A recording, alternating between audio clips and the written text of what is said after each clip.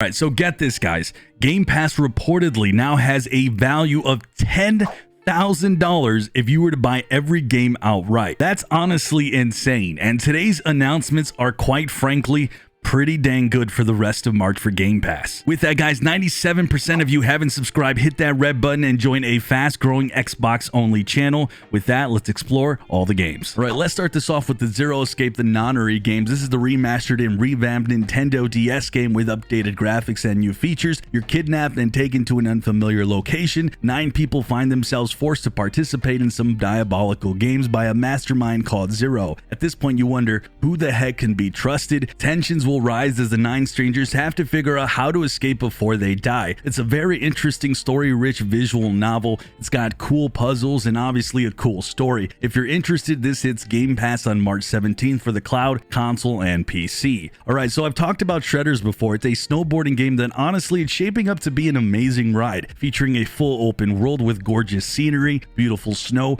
with a selection of amazing array of real pro riders you can play, diverse locations if you're into like street snowboarding, and all with the ability to create your own unique style of tricks. It also has this really neat story mode where you're going to ride with the pros, learn their moves and tricks, but the big feature here is obviously the online mode that has you playing together with buddies or going up against them. This is easily the biggest snowboarding game we've seen in a while. Personally, I'm pretty amped for it, especially since it arrives on March 17th on cloud, PC, and the Xbox Series X and S. Alright, so the Dungeon of, I have no idea how to pronounce this, the Dungeon of Nahu is a fascinating tactical RPG making its way onto Game Pass. One key element of this game is that it's meant to be a really fun, funny adventure, but still take its gameplay pretty serious. You play with 7 classic game characters who all complement each other's skills as you level them. You have the classic characters of Ranger, Elf, Dwarf, Magician. You'll have more than 100 enemies in the game to tackle, lots of big boss battles, hidden and destructive objects throughout the environments, and lots of dungeon diving and exploring alongside quests and the main big quest. Game comes in with lots of positive user reviews, a couple thousand actually, and it looks really fun. This one hits Game Pass on cloud, console, and PC on March 17th.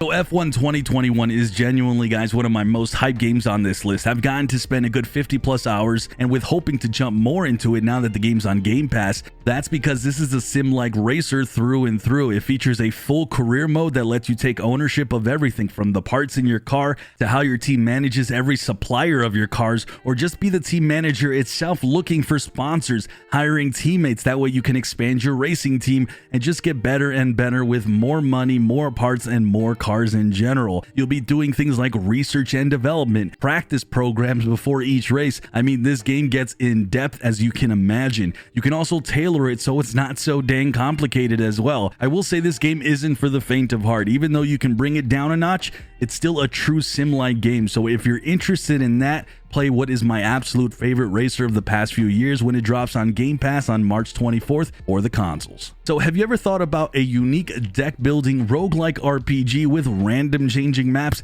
different enemies, and unique story? Well, you have that with Tainted Grail. It's a game where you can build your own hero with your own deck, running around building your own village, which is pretty cool, completing quests, saving NPCs, which can unlock new passive abilities. It's a very unique game bringing in some pretty cool flavors. Don't be turned off by the deck building, guys. It's honestly just another form of tackling an RPG with strategy. I've loved these types of games over the years. I'm glad I'll finally get to try Tainted Grail when it arrives on the consoles on March 22nd. Oh, another new game on this list, never seen before, never released, is a point-and-click narrative adventure that has you playing in the sinking suburbs and verdant industrial swamps of a distorted South Louisiana with the game Norco. It's a game marked by its beautiful pixel art style, a sci-fi world with a story with lots of ups and downs, rich backstories you'll explore, and it has you solving puzzles, fighting your way through goons, and infiltrating sprawling cults. Now, if you're big on story games, Norco will definitely be up your alley as it arrives on PC for Xbox Game Pass on March 24th. Alright, so this is a game, guys, that I have poured hundreds and hundreds of hours into in Crusader Kings. Now, keep in mind, typically a game like this isn't even my jam. It looks complicated on the surface, but imagine you're a king and you're taking over the world, but then you have a son who backstabs you,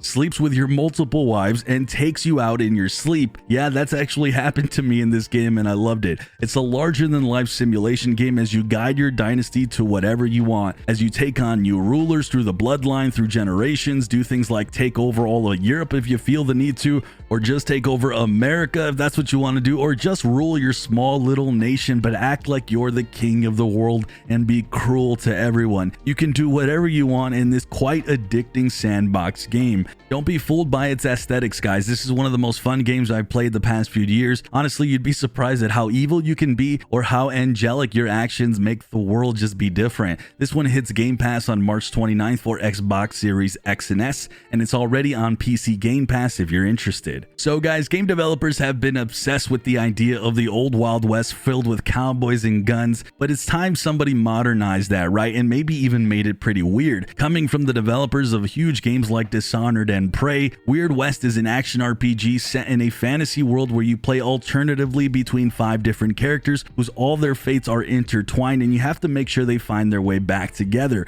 Each choice that you make in the game changes the course of the character storyline, which makes every encounter in this game unique and unfolds the story in a different way. I guess that's exactly where the title of this game came from. Luckily, this game will be out here pretty soon on March 31st across cloud, console, and PC. With that, guys, we have some games leaving the service: Madden NFL 20, Narita Boy, and sadly Shadow Warrior 2 on March 31st. Then a big one here, Destiny 2 will be leaving on April 11th. Bit of a bummer on Destiny. With that, guys, if you want to know the best Xbox Game Pass games, make sure you click this video right here.